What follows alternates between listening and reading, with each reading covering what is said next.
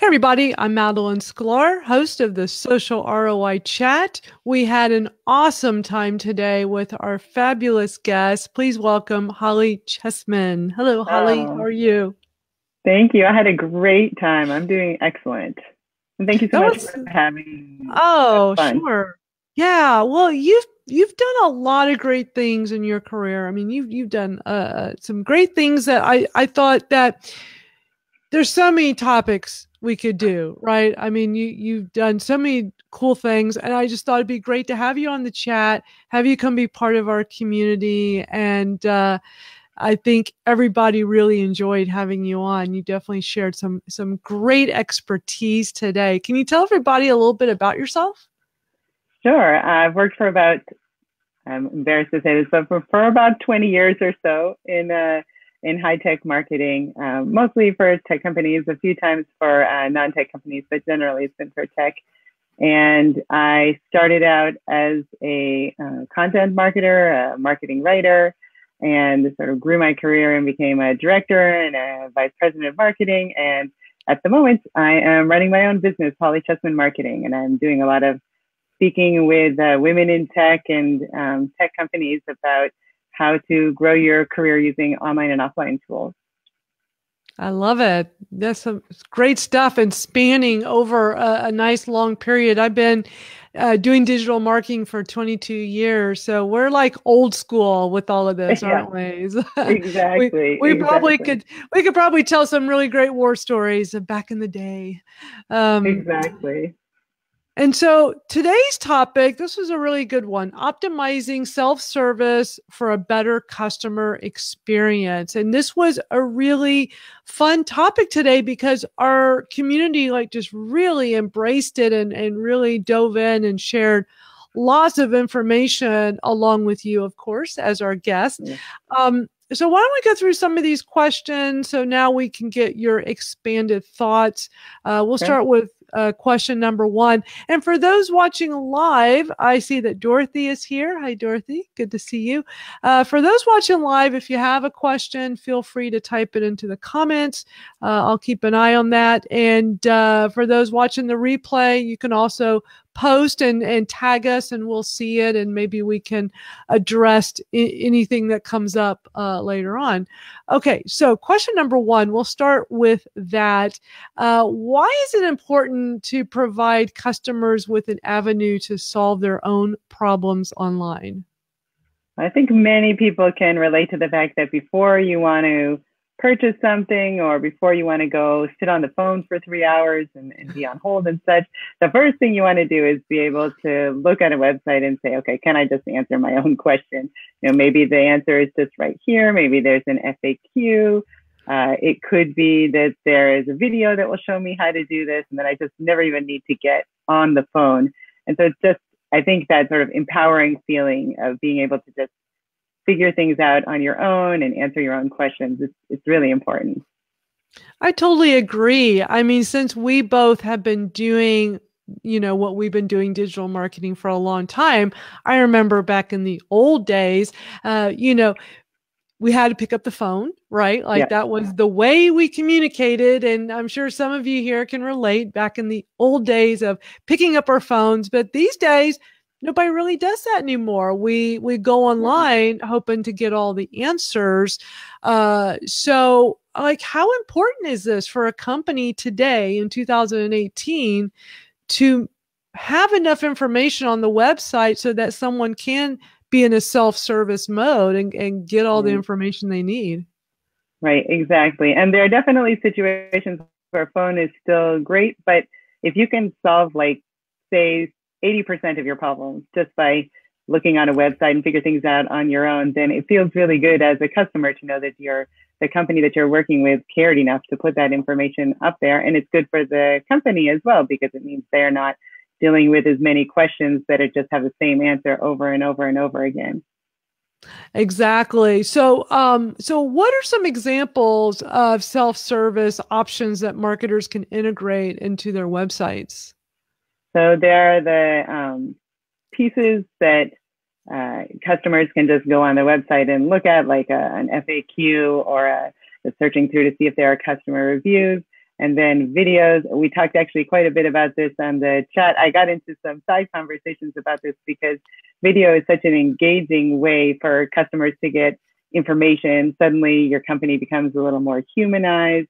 It's very easy to see when you have a visual cue to understand how something works, especially when you see something like software, for example, which can be very confusing to get through on your own. But then you see somebody going through and clicking all the pieces and you're like, oh, how did I miss that button in the upper right-hand corner? As soon as you see that on video, you're like, oh, that was so obvious. And you feel really good because you figured it out. And you didn't have to show anybody how you missed the big yellow button. Right.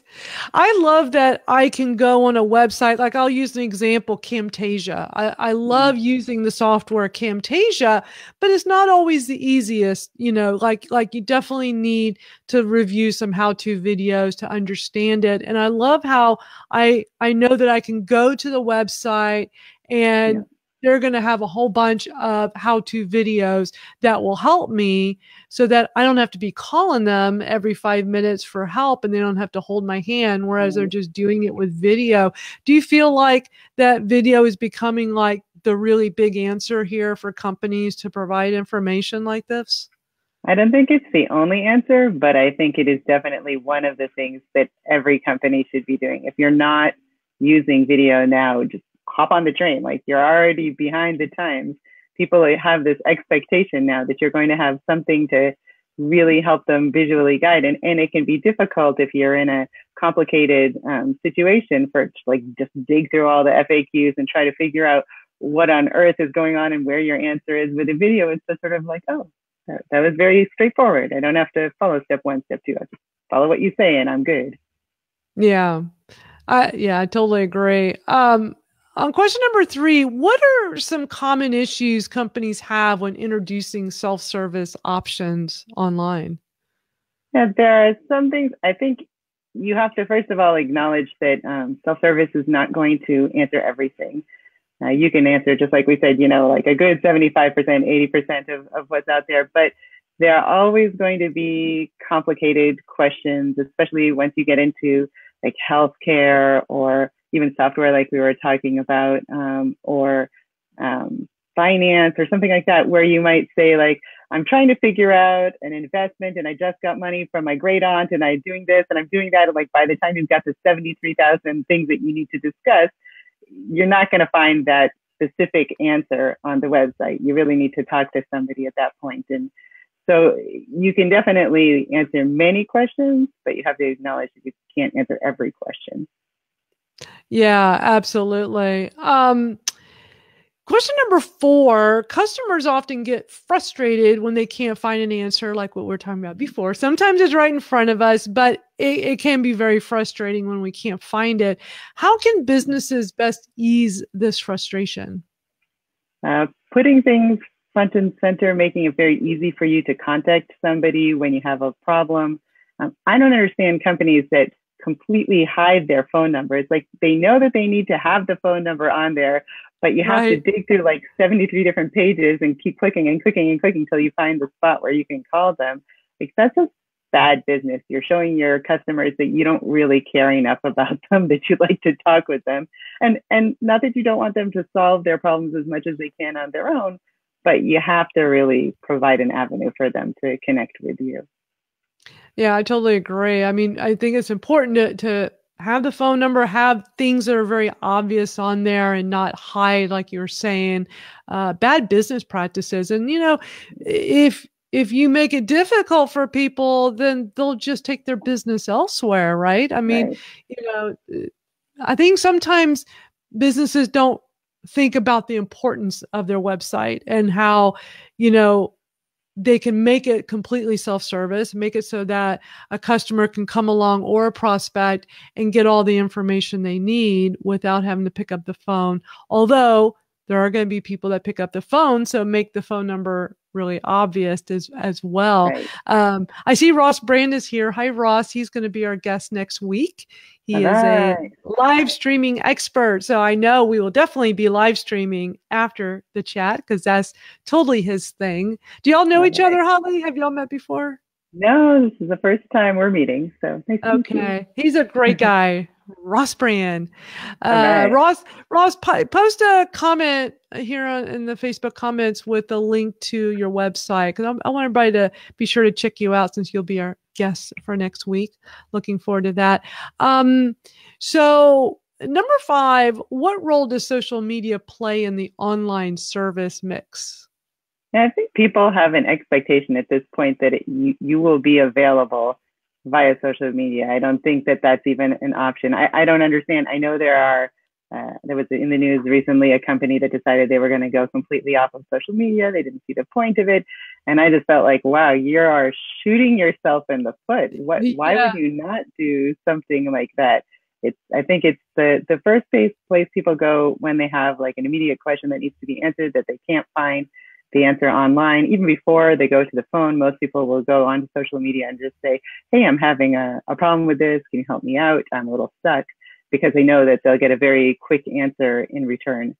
And you don't have to get involved in all of the steps that might, again, be there with a phone call. Yeah, I mean, whenever I'm having any kind of issue with a product or service, I go to Twitter. I go reach out to them on Twitter, and I've been doing that for probably 10 or 15 years. Like, I don't want to pick up the phone. I just want to send a tweet and get a response. Do you feel like that's becoming like the thing? Do you think that more and more people are resorting to Facebook and Twitter when it comes to customer service? Yeah, I definitely think social media is a big part of the mix. Again, like you have to provide different channels for different answers. But I think if you don't have social media, again, you're just sort of chopping off a very important part of the whole piece. And again, showing that your customers that like, we don't care enough to really answer your questions. So like, you're going to have to dig around and figure it out somehow. And that's just bad business practice. And I would completely agree with you, by the way, that I use Twitter like constantly. That is the place where I go to contact companies. If I'm going to start somewhere, that will definitely be the channel I use. And it seems like now, these days, that the bigger companies are utilizing their Twitter, like having customer service reps on standby, responding ASAP. Like recently I was having a problem with Hootsuite, and I sent a tweet to Hootsuite. It was late at night. I'm not going to pick up the phone. It's never my first thought. My first thought is to go to Twitter, and within minutes, they responded and moved it over to DM and fixed my problem, like just all within minutes. And that is a feel good thing, right? Like that's like, oh, I just love them because look at how quickly they helped me. And it didn't matter that it was a late night on a weeknight, and I think that's really says a lot about a business when they care that much to monitor social media like that and give you the equivalent of that phone call service, right? Yeah. And I know there were a couple knocks on the Twitter chat about airlines and responses there, but I have to say that I have used Twitter for airlines when I'm flying or something seems delayed or I can't figure out where I'm supposed to go or the flight was canceled and I have no idea what to do next. And the response has been very friendly, very fast, and fixing things beautifully for me. And it's so important to me as a customer. This is the time when I'm stressed. I don't want to miss something important that could then like wreck the entire rest of the day or the beginning of my trip or the end of my trip. So having this sort of outlet where I can reach somebody quickly and they can just fix my problem and I'm done and on my way, like that's key. I've had great experiences with airlines too. I've never not had a good experience where I've tweeted them and gotten an immediate response, gotten helpful information. I think the airlines really embraced Twitter early on when we were all starting to use it for customer service. It seemed like airlines were first to really jump on board because they saw the power of it, because like what you're saying, usually we're contacting them because we're stressed, we're having an issue, we're missing a flight, or a flight got changed on us. And they're able to provide instant information that, because that's Twitter is known for real-time information. And I mean, you can't get more real-time than reaching out to the airline like, hey, I just found out my flight's been changed. Where do I go? Exactly. When you're at that moment, when you're at like peak stress, it's Yes. like, thank God there's somebody on the other side of Twitter. Exactly. And it just gives you that warm, fuzzy feeling that you're being Yeah. taken care of. And the brand is like, they got you. Like you're not going to go switch airlines. You've had a great experience Yeah. and just over some tweets. I think it's just amazing. Um, I Yeah. I just love how airlines have been very positive with embracing Twitter. And I've had similar experiences with like UPS and Zappos. Zappos is really great with customer service on They are social media. amazing. Yeah, they're Yeah. really amazing. Yeah, I think people can learn. I think a lot of brands can learn a lot by looking at the ones that do it really well that we always hear about, like Zappos. We always hear about how great they are with customer service in general, Yeah. but they really shine on social media. All right, so next up, question number 6. Why do some companies choose not to put their phone number online? Is this decision detrimental to their business? I think for some companies, they feel if I don't have to have people manning the lines, I'm saving so much money and this is better for my company. And to me, I feel like it's not really a savings because what you're doing is you're losing customers and that will hurt your bottom line a lot more than if you had paid people to answer the phones. And I completely understand that if you are a small business, if you are a solopreneur or something like that, it might be difficult to say we have our lines open 24/7. You're not going to have 200 people manning the phones at all times, especially in the middle of the night. But you can say we have somebody available from this time to this time each day, Yeah. or call us and leave us a message and we'll call you back as soon as we can, or some sort of method where somebody can say, I'm having a problem. I need to talk to a person. Can you help me out? Yeah, I think that's smart, like having set hours. If you are a solopreneur, you're small and you can't really do like for a whole stretch of time, like all day, you can at least have Yeah. like a window of time. What do you think about the live chat on websites? What do you think of those? I think that that is a great tool. I think, again, you have to be careful and not say this is going to replace the phone because once you get into those very complicated pieces with, I'm feeling sick, I had this happen, I need this, I went to my doctor, I blah, blah, blah. Like, how long are you going to type, especially if you're on a phone and you get chat? You're not going to sit there and just type out this 10-page essay on what your problem is.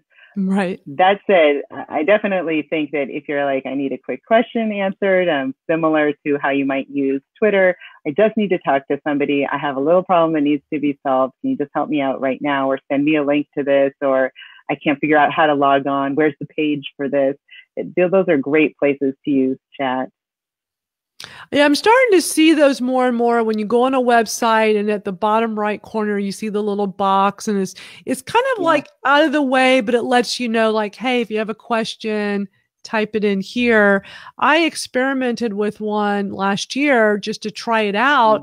And what was great is that when someone typed in, of course, you can provide real time live chat. And so right from my phone, but like you're saying, that's not really for a long, drawn out conversation, right? Because Right. they're probably doing it from their phone, most likely, and I'm doing it from my phone.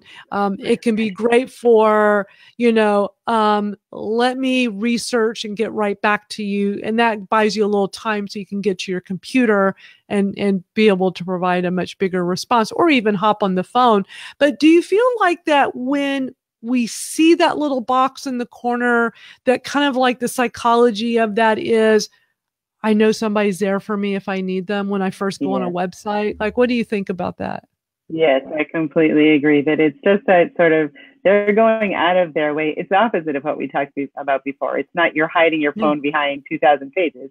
It's we're putting it here on every page. We know you might have questions. You might not. You can close it. That's fine.